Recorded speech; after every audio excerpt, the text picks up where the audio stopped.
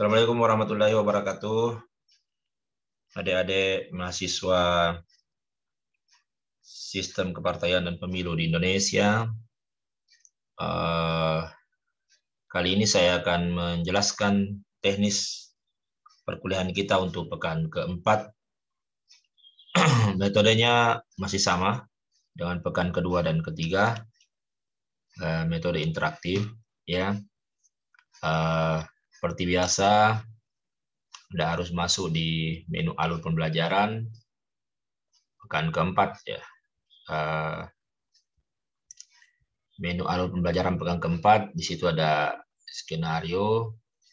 Skenarionya kurang lebih sama, ada belajar mandiri, ada tugas terstruktur yang dibuktikan dengan melihat video pembelajaran. Yang kedua, mengupload tugas di menu tugas sekolah. Itu waktunya panjang, ya, 6 jam per pekan itu. Kemudian ada Zoom meeting, ya, dan mahasiswa menjelaskan bagi yang dipersilahkan. Lalu ada forum.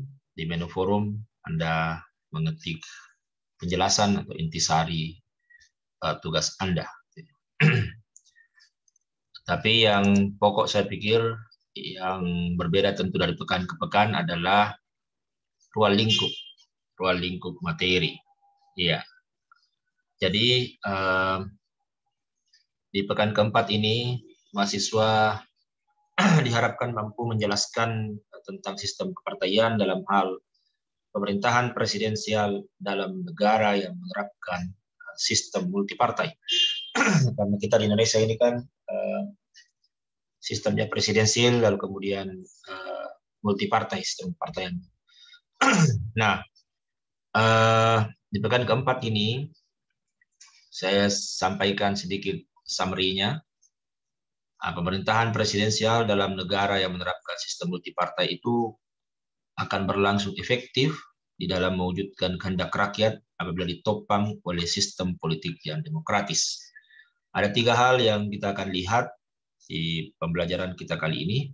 Pertama adalah sistem partisipasi politik warga negara, kemudian sistem kepartaian, dan sistem perwakilan politik. Nah, sistem partisipasi politik warga negara yang perlu dibangun adalah bagaimana memungkinkan warga negara itu berpartisipasi secara efektif dalam proses pengambilan dan pelaksanaan keputusan politik. Nah, ada indikatornya, ya, bahwa indikator sistem partisipasi politik warga negara yang menunjukkan pemilih yang berdaulat, itu ada 10. Silakan nanti Anda memilih salah satunya, atau mungkin 2 atau 3 yang akan dibuat tugasnya. Jadi silakan Anda cari tahu, baca literatur, lalu Anda buat papernya, ya. Mulai dari daftar pemilih sampai pada akuntabilitas politik. Kemudian selanjutnya adalah bahwa sistem kepartaian pluralisme moderat itu dipandang paling sesuai, ya, di dalam negara yang heterogen, majemuk, di dalam negara yang menerapkan sistem presidensial. Tidak saja dengan kemajemukan horizontal dan vertikal, tapi juga sub-ideologi dalam masyarakat Indonesia. Nah, ini tentu tergambar dalam sejarah kepartaian Indonesia dan kesepakatan akan ideologi nasional Pancasila di sisi yang lain.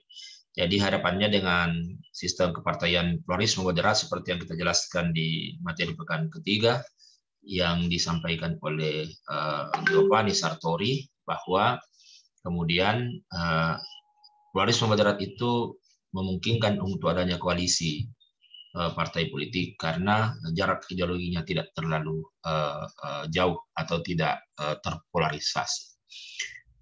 Kemudian indikatornya basis sosial parpol, pengolahan parpol, parpol sebagai peserta pemilu, jumlah parpol peserta pemilu, kemudian jumlah parpol di DPR dan DPRD, jarak ideologi antar parpol. Itu silakan Anda pilih salah satunya untuk dijelaskan, ya.